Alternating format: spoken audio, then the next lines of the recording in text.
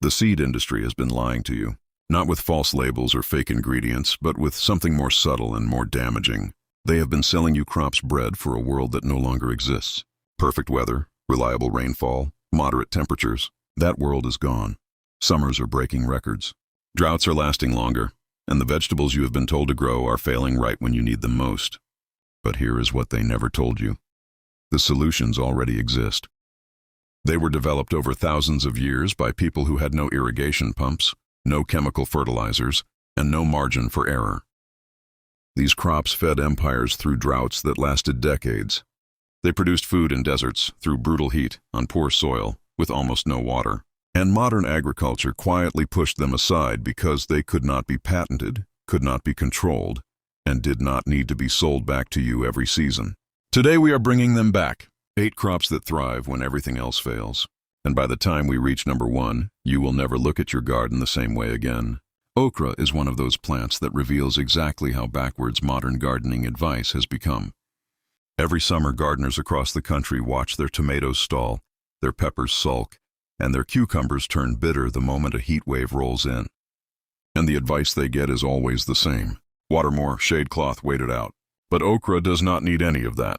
It originated in the scorching highlands of Ethiopia, where temperatures that destroy other vegetables are simply normal conditions. When the thermometer climbs past 90 degrees, tomatoes drop their blossoms entirely and shut down reproduction. Okra responds to that same heat by accelerating. Growth speeds up, pod production increases. The plant behaves as though extreme heat is exactly what it was waiting for.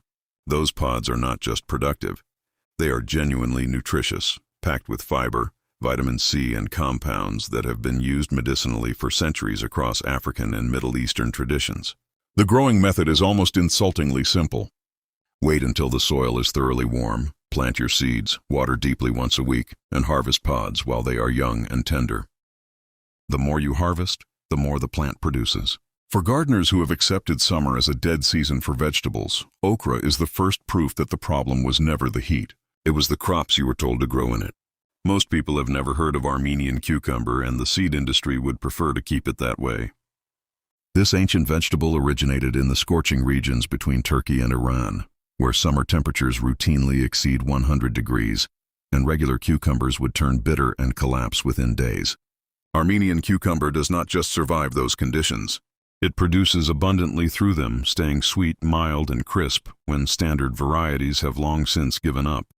Technically, it is a melon rather than a true cucumber, which explains everything about its heat tolerance. The long-ribbed fruits can grow to an extraordinary length, but the flavor is best when harvested young at 12 to 18 inches, before the seeds develop fully. The skin is so thin it needs no peeling.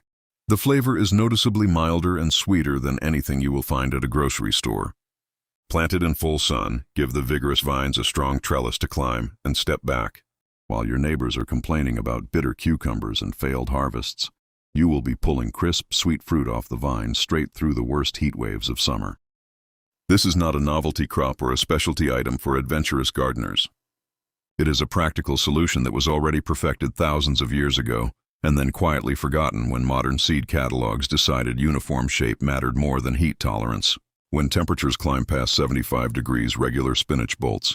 It shoots up a flower stalk, turns bitter almost overnight, and becomes completely inedible.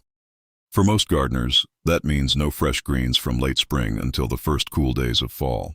Malabar spinach solves that problem entirely, and it does it by flipping the relationship between heat and production completely upside down. This vining plant from tropical India and Southeast Asia barely grows until temperatures exceed 80 degrees. Once that threshold is crossed, it explodes. Thick, succulent, deep green leaves appear continuously on vines that can climb 10 feet or more on a trellis. The flavor is mild with a slight citrus quality, and the texture is smooth with just a hint of the pleasant thickness you find in okra, which makes it ideal for soups, stir-fries, and sautéed greens. The red-stemmed varieties are genuinely beautiful in the garden, climbing ornamentally while producing food. There is no bolting, no bitterness, no watching your greens go to seed in a single warm weekend. Harvest regularly, and the plant responds by producing even more leaves.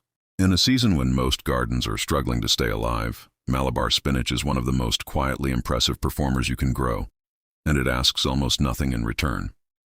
Cowpeas have been doing two jobs in the garden for thousands of years, and most modern gardeners have no idea either job exists. The first job is obvious. They produce food. Young pods can be harvested and cooked exactly like green beans. Mature seeds dry right on the vine and store for months without any special equipment. Even the leaves are edible and nutritious, adding another layer of harvest from a single planting. The second job is what makes cowpeas genuinely remarkable. Like all legumes, they pull nitrogen directly from the air and deposit it into the soil through their root systems, fertilizing your garden while they grow. When you pull the plants at the end of the season, you leave behind richer soil than you started with. And they accomplish both of these things in temperatures that would destroy green beans in a matter of days.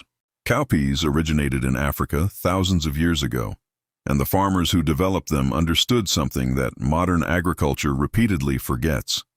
A crop that only produces food is doing half the work a truly valuable plant should do.